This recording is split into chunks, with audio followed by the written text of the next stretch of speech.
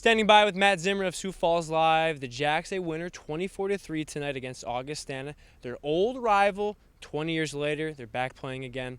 Let's start before even the game with your feel of this contest between these teams that you've covered for a long time. Mm-hmm. What was this like for you, seeing these two teams reunite? It was really fun, especially because I didn't think it was going to happen again. When they announced this game back in January or February, whatever it was, I was like, really? Yeah. They're going to do that? And, I know a lot of people are like, well, why are they doing this? But, we've covered the reasons why. And it's fun, These are two programs that used to play each other, and they went in completely different directions. Yeah. And I don't know if I would say it was an amicable split at the time. Mm-hmm. There was a little bit of don't let the door hit you on the way out, I think, on both ends. Yeah. And but I said to Jay Elson this earlier today, tonight felt like having lunch with your ex-wife, there's enough time has passed that I got remarried, you got remarried, now we can come back together and have a pleasant lunch. And how are you doing? Okay. And that's kind of how it felt. There's obviously not any bad blood anymore. Yeah. You heard Jimmy all week talk about how much respect he has for OJ, mm-hmm. and you've been around OJ enough to hear how often he talks about the Jacks. Like, that program up there, they're doing it right. That's how we want to do it. They're kind of trying to model themselves after SDSU. And so for all those reasons, I just didn't want tonight to be a blowout, to be 63-3 or something like that. And to be clear, I didn't think that was going to happen, but I didn't know if it was going to be this competitive. If you're Augie, you got to be really happy with how your defense played. And I don't think it was a fluke. They went toe-to-toe with them and really played well.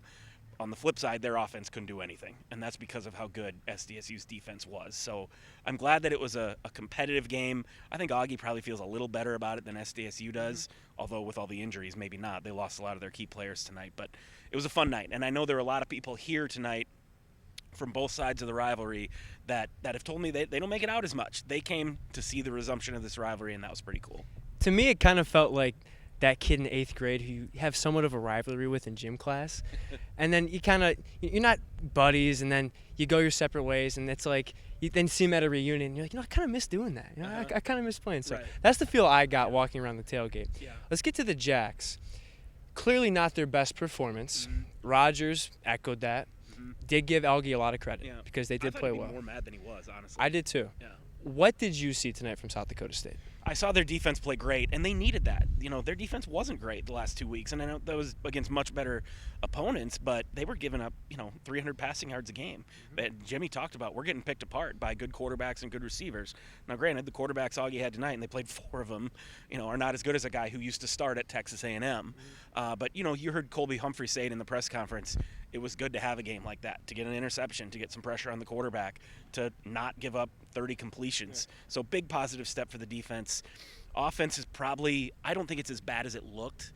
You say they only scored 24 points, but Amar Johnson had a great game. Yes, he did.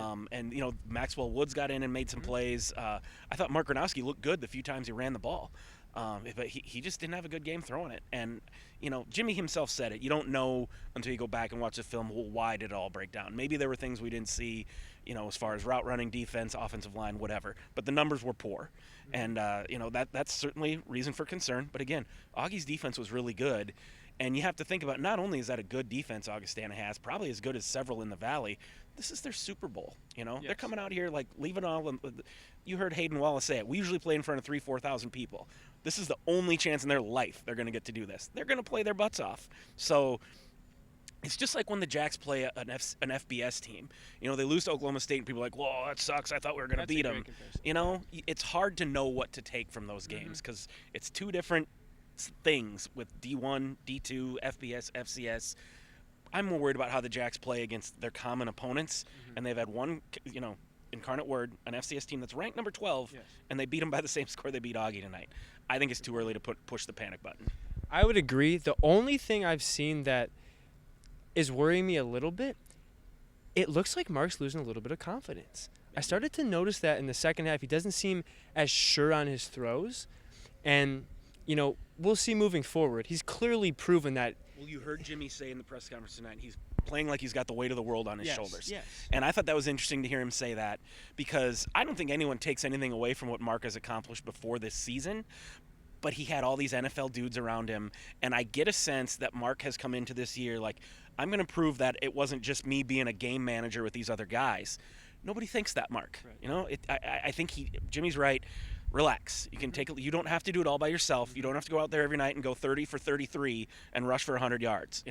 Take what's there, make some plays. We've seen a couple times already. He's kind of thrown some jump balls we usually don't see. The interception tonight seemed like it was kind of like, we'll see.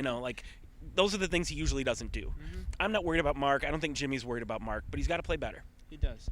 Yeah, I think he will, and I think those are good points about, this is a guy who he can get it corrected, right? I don't think anyone's losing confidence in him. We saw all summer.